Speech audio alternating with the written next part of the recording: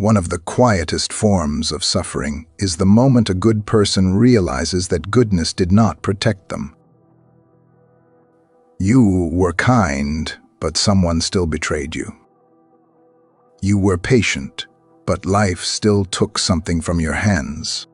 You tried not to harm anyone, yet pain still entered your house, as if it did not care what kind of person lived there. The mind does not only ask, "Why does this hurt?" It asks something sharper. After all I tried to do right, why did this still happen to me? Early Buddhism does not answer by saying the world is fair in the way we want it to be fair. The Buddha does not begin by asking whether pain is deserved. He begins by asking how suffering arises, how it is intensified, and how it can cease. Goodness does not protect you from every wound. It protects the heart from becoming another source of suffering. And that may be the answer we resist most.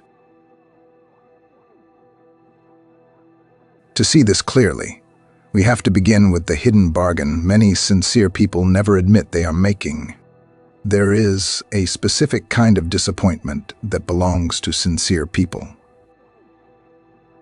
It is not the disappointment of being caught doing wrong. It is the disappointment of doing your best and still watching life refuse to become gentle. You speak carefully, but someone twists your words. You forgive, but the relationship still breaks. You give more than anyone sees, and still there is a night when you sit with a heavy chest, wondering whether all that effort meant anything. Sometimes the pain is not only that something bad happened. The deeper pain is that it happened after you tried so hard to be decent. The mind whispers, then what was the point? That question hurts because it reveals a hidden contract. We may not write it down. We may not even admit it. But somewhere inside, we believe goodness should make life safer. If I am honest, I should not be deceived. If I am loyal, I should not be abandoned. If I do not harm people, people should not harm me. It sounds moral. It almost sounds like justice. But if we look carefully, it is still craving wearing the clothes of fairness. I have mistaken fairness for control before. I have wanted the world to prove that my carefulness mattered by sparing me from pain. But the early Buddhist path asks us to see something more difficult. Wholesome action is not a way to make conditioned life obey us. It is a way to train the heart in the middle of conditions we cannot fully command. The Buddha's teaching does not deny cause and effect. It does not say actions are meaningless.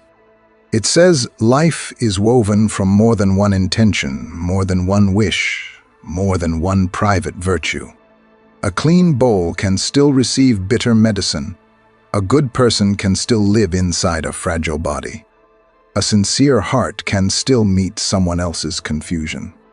This does not make goodness useless. It makes goodness more serious.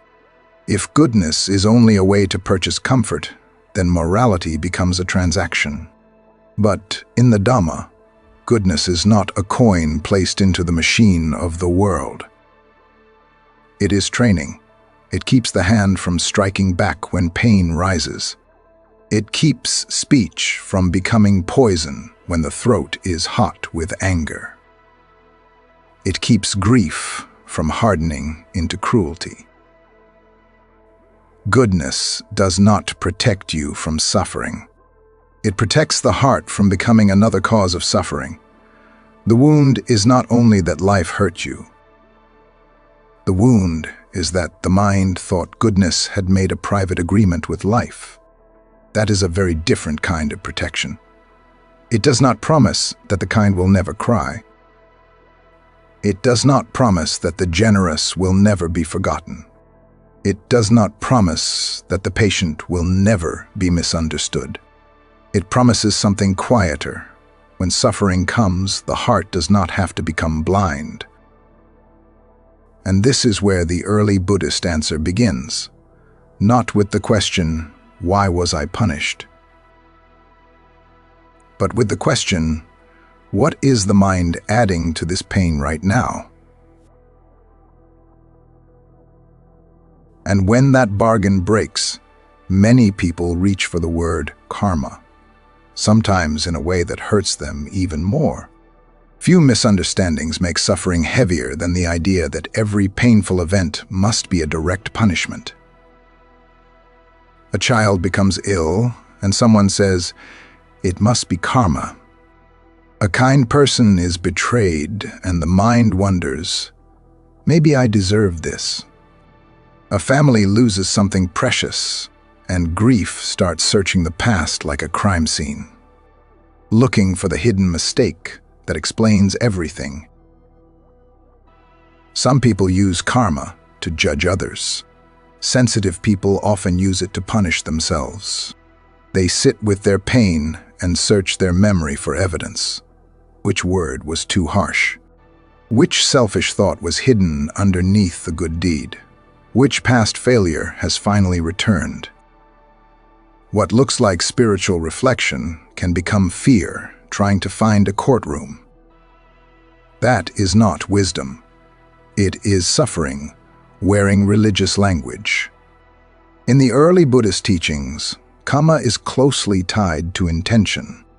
What we intend, choose, repeat, and cultivate leaves traces in the mind. A harsh intention strengthens harshness. A generous intention strengthens generosity. A mind trained in resentment becomes quick to burn. A mind trained in patience becomes less easily conquered by fire. Karma points to the direction intention gives the heart, not to a cosmic judge waiting to sentence us for every pain we experience. This distinction matters because without it, compassion becomes narrow. We look at the wounded and secretly ask what they did wrong.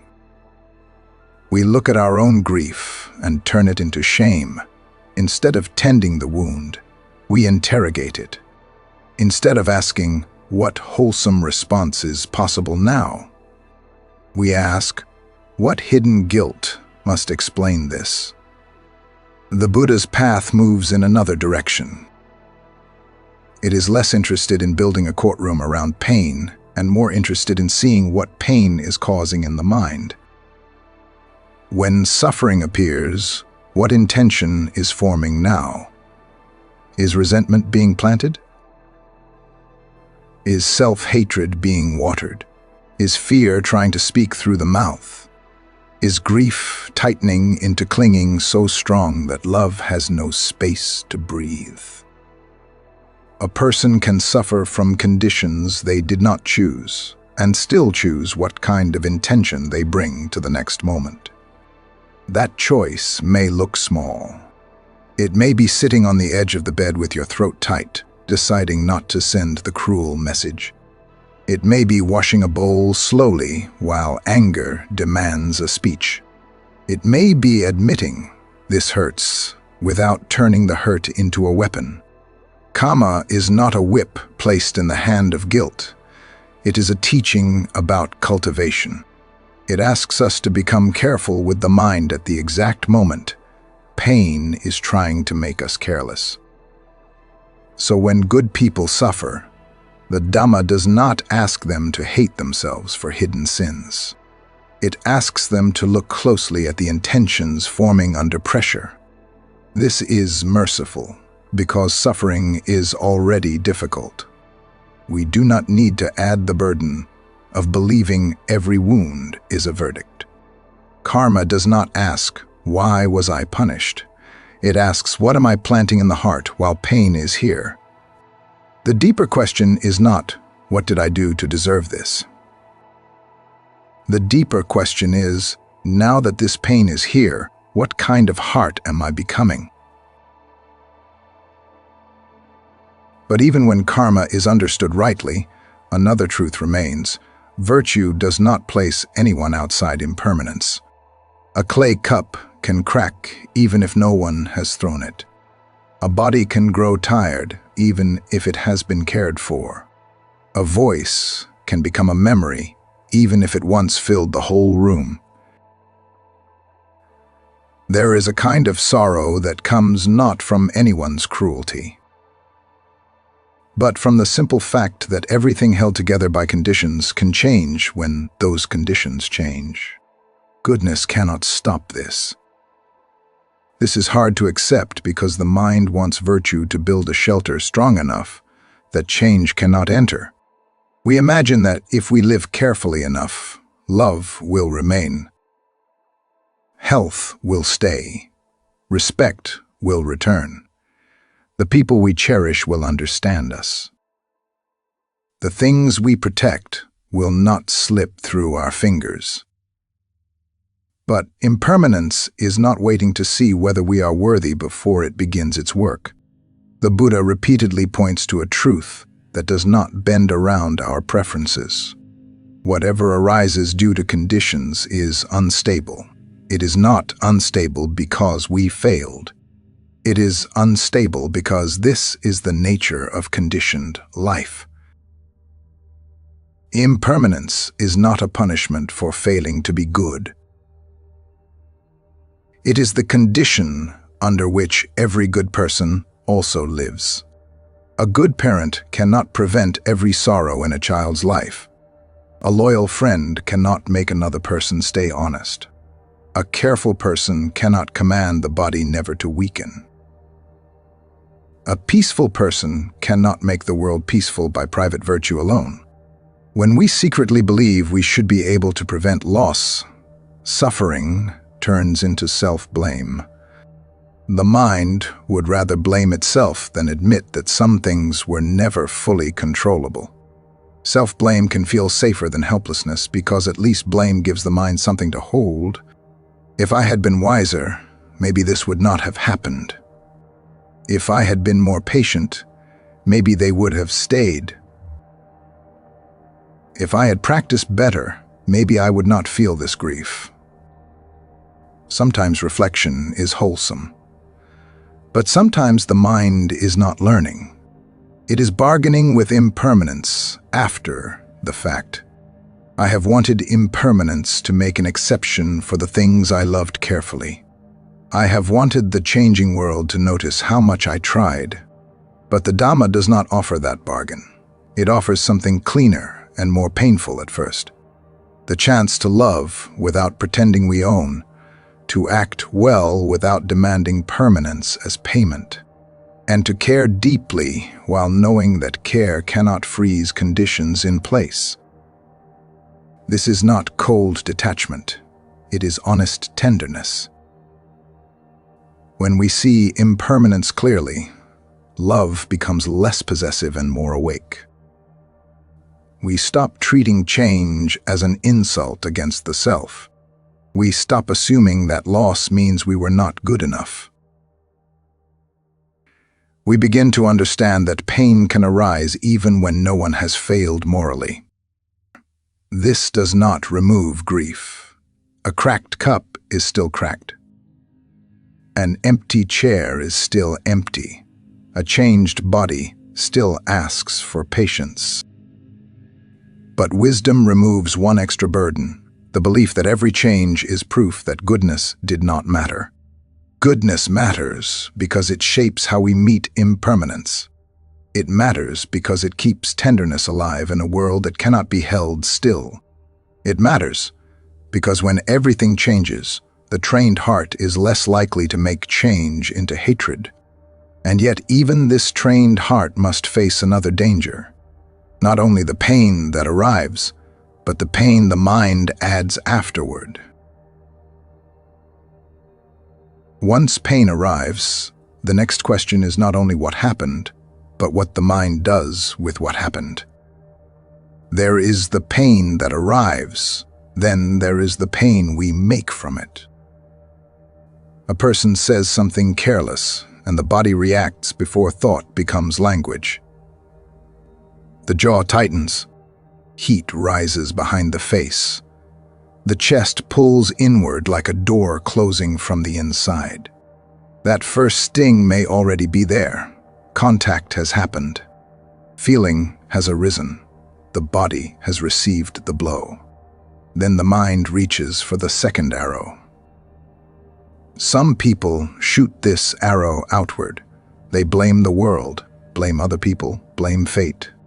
But good people often do something quieter. They shoot the arrow inward. They say, maybe I was not kind enough. Maybe I missed a sign. Maybe I deserved this in some hidden way. Maybe if I had been calmer, wiser, more patient, less needy, less human, this would not have happened. The face stays composed. The voice stays gentle. The person may even say, "It is okay." But inside, the mind is aching from a wound it keeps calling responsibility. This is why the teaching of the second arrow is so important.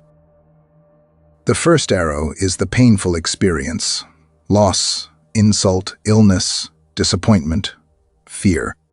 The second arrow is the mind's reaction: resistance, self-blame, shame, prediction, old memory, and the demand that reality explain itself before we can breathe.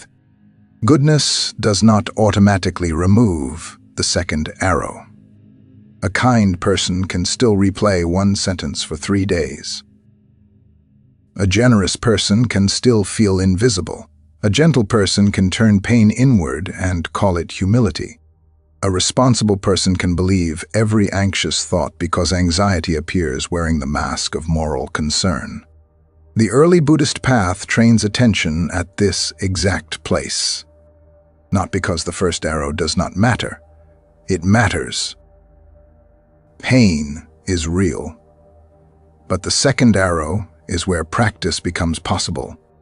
We may not be able to stop every unpleasant feeling from arising, but we can learn not to feed every feeling until it becomes a whole identity.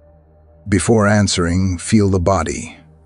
Before believing the story, notice the feeling. Before turning pain into a verdict, silently name what is present: tightness, heat, sadness, fear, wanting, resisting. Not to push it away, not to pretend it is spiritual, just to see it before it becomes another wound. I have seen how quickly one breath can become a courtroom. One feeling becomes a biography. One disappointment becomes evidence that life is against us. One misunderstanding becomes proof that we were foolish to trust. And for good people, one painful event can become a private trial where the judge, witness, and accused are all the same tired mind. But one breath can also become a doorway. A doorway is not an escape from pain. It is a space before the next arrow is released.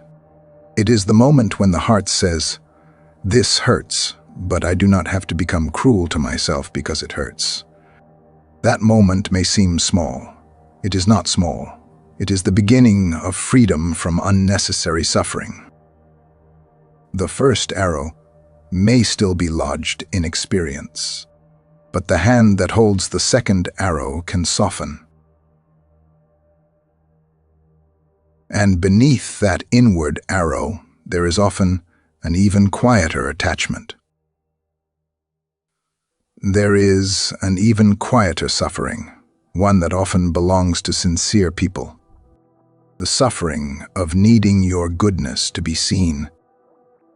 It is not vanity in the obvious sense. It is more delicate than that. It is the pain of being misunderstood after trying so hard to do no harm. It is the collapse that happens when the mind says, "But I was the careful one. I was the patient one. I was the one who stayed quiet, forgave, helped, endured, gave room, carried the bowl with both hands." And still no one noticed. Or worse, someone judged you as if none of it mattered. When that happens, goodness begins to feel lonely. Many sincere people mistake goodness for liberation.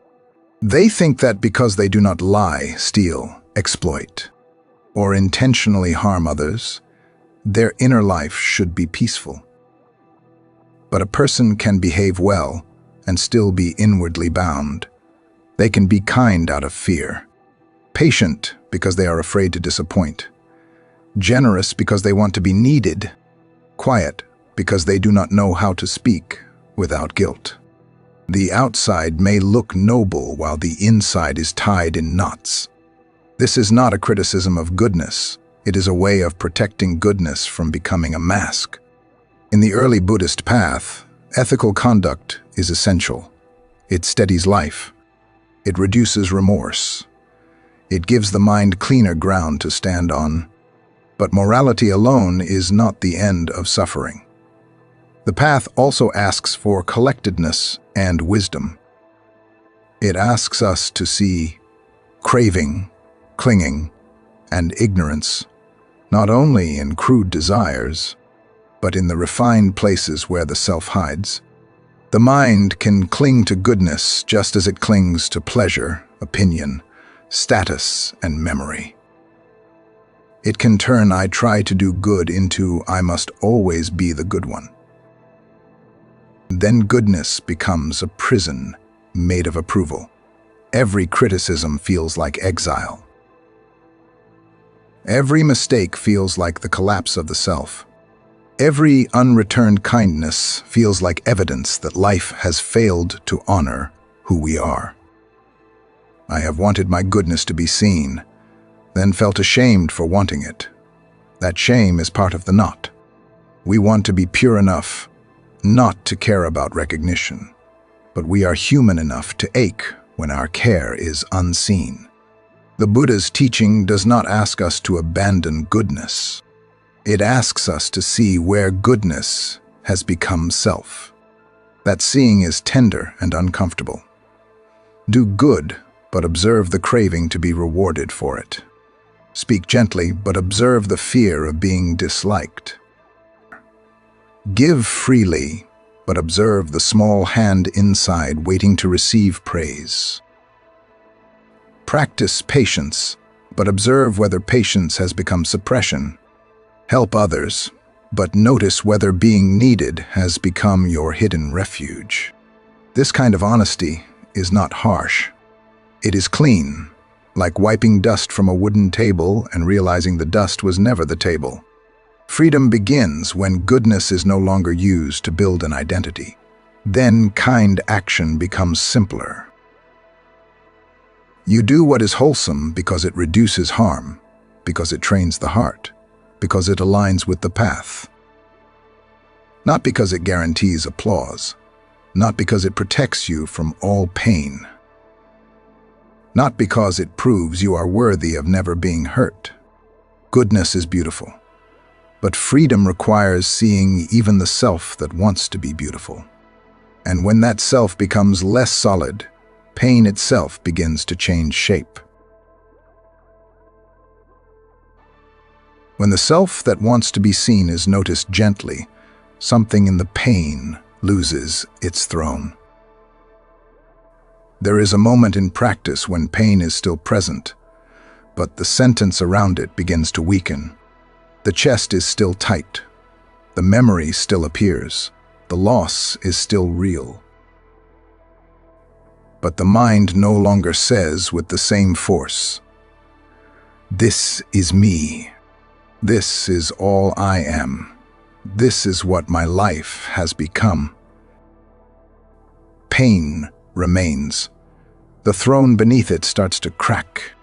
In ordinary suffering, experience gathers around a center. Not just pain, but my pain. Not just loss, but my loss. Not just fear, but my future collapsing. The mind builds an owner around the wound, and then protects that owner, defends that owner, mourns through that owner, and sometimes becomes trapped inside that owner. The early Buddhist teachings do not ask us to pretend there is no experience. Pain is felt. Grief is felt. Fear is felt. The body may tremble. The hands may rest on the knees while the breath moves roughly at the throat. But the teaching invites us to look closely at how the mind turns changing experience into identity. The body is felt. A feeling arises. A memory colors it. A story forms. Awareness knows it. Then, almost instantly, the mind says, "This is me." In the early teachings, these layers of experience are not treated as possessions we can command perfectly. They are changing processes, arising and passing according to conditions. This is where suffering deepens. A good person can still become their sadness. An honest person can still become their shame. A generous person can become the wound of being unappreciated. A person who practices can still believe every fear when it speaks in a familiar voice. Virtue does not automatically dissolve identification. It gives us a cleaner life from which to practice seeing. The teaching of non-self is often misunderstood as a cold claim that you do not exist. In practice, it is much more intimate. It is an invitation to notice that the things we keep calling me are unstable, conditioned, and not fully under our control. When this is seen even a little, pain may still be present, but its owner becomes less solid. There may be sadness, but not the entire identity. I am a broken person. There may be fear, but not a whole future built from fear. There may be regret, but not the final verdict. I am only my mistake. A painful thought may appear, and for once it is known as a thought. Not a command, not a prophecy, not a self. This gap may be small at first. You sit quietly. The room is ordinary. A cup cools beside you.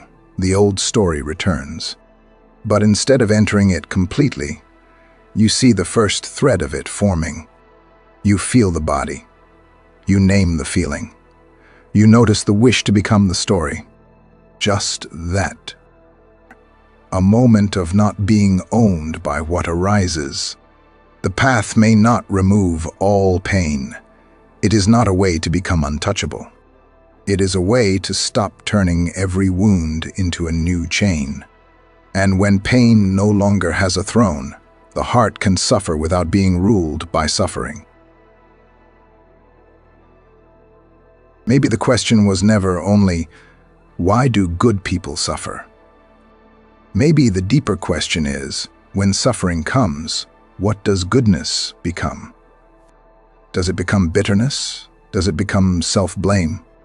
Does it become a quiet demand that life must finally repay us? Or does it become wisdom, the kind that does not deny pain, but also does not add another arrow? A good heart still needs wisdom because goodness alone can be hurt, confused, misunderstood, and tired. Wisdom teaches goodness how not to harden.